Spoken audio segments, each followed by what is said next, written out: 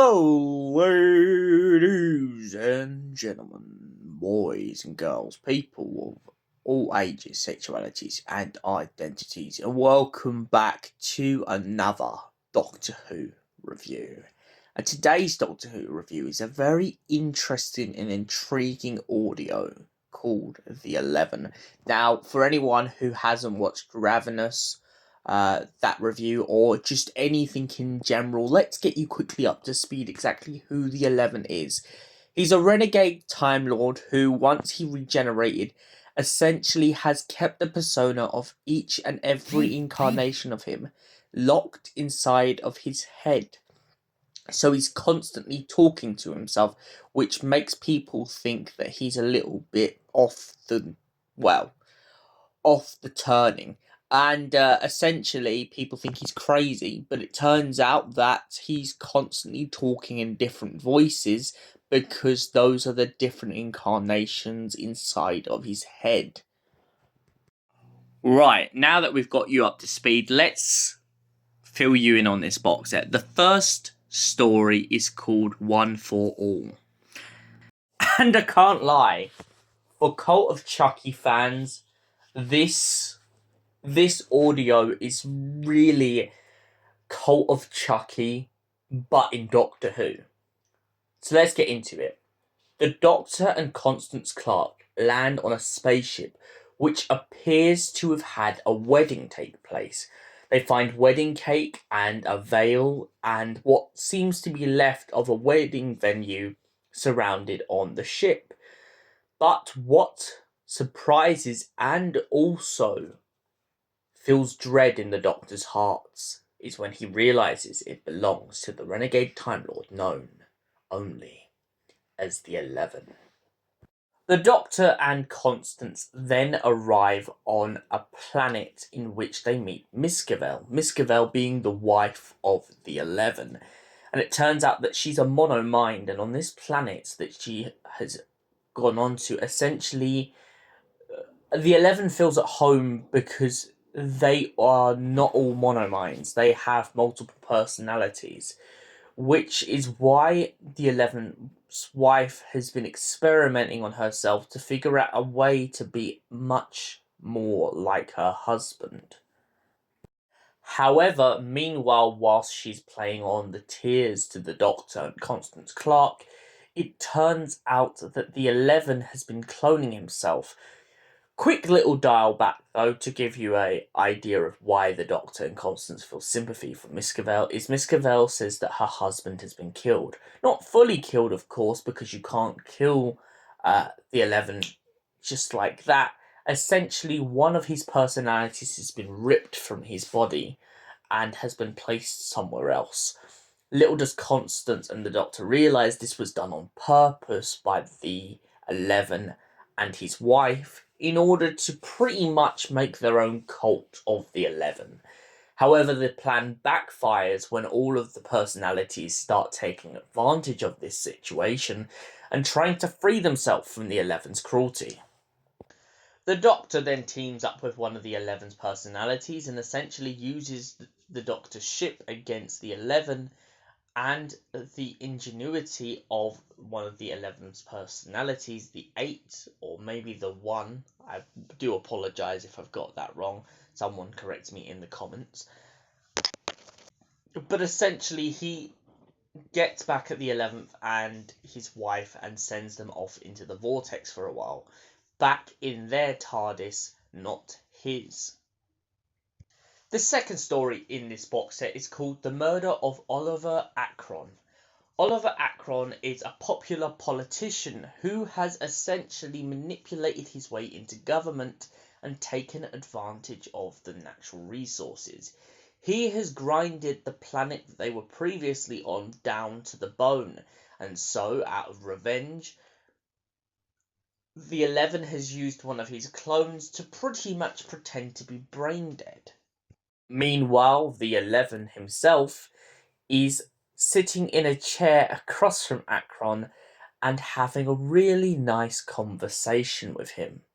Little does Akron realise, though, however, that the 11's wife has been secretly infiltrating his facility, pretending to be a nurse of some kind, and essentially has been poisoning Akron's drink.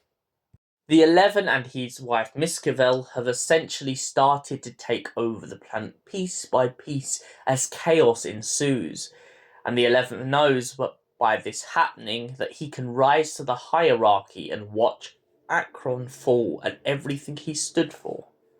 The final story, Elevation, sees Constance Clark and the Doctor return to the planet that they were previously on to find a now King Hierarchy 11 bored by his society. Little does the Doctor realise, however, though, the 11 has not brought him back for no reason whatsoever, but he's brought him back to watch the elevation and the control of his dictatorship.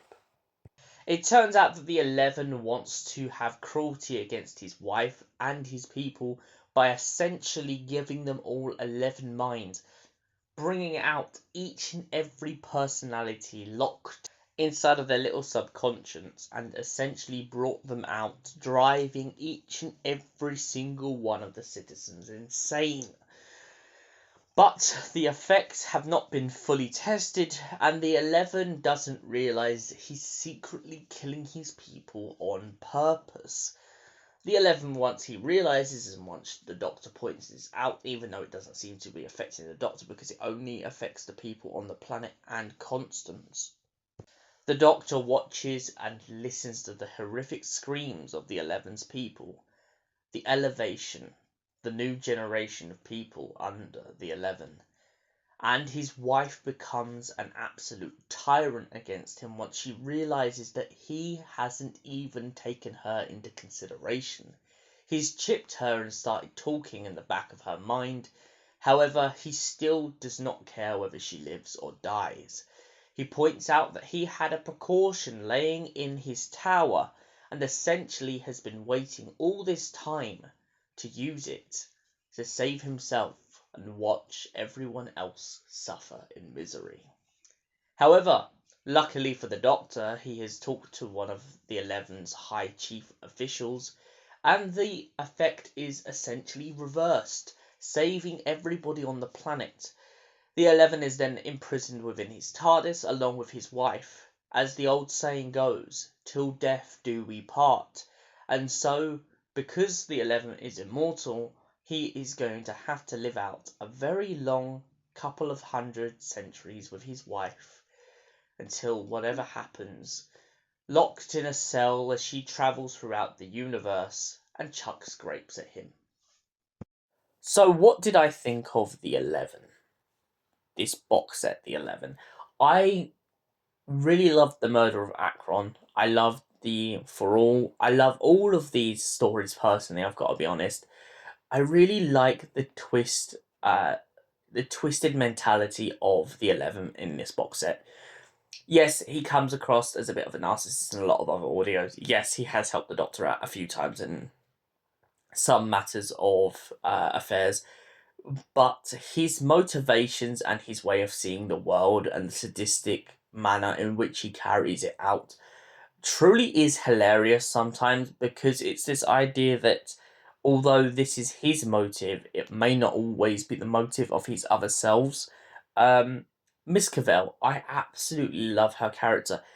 The unrelentingness of this character, someone who murdered her own people because they would not listen or because they essentially tried to put her on trial, I think is a very interesting juxtaposition between her and a character who essentially is always talking to himself. I also like how there's a joke in The Murder of Akron where she's like, I could have poisoned yours as well, but I just couldn't be bothered. Which really starts to show that her trust in her husband isn't as strong as maybe she makes you believe in the beginning of this box set. Constant Clark's relationship with her other selves in this box, it's very interesting. It really shows how one's inner demons can attack oneself. The Doctor is a bit hopeless in this, and I kind of like that. It gives him more depth, and it reminds me a lot of the Clockwise story that was in classic Doctors, new monsters.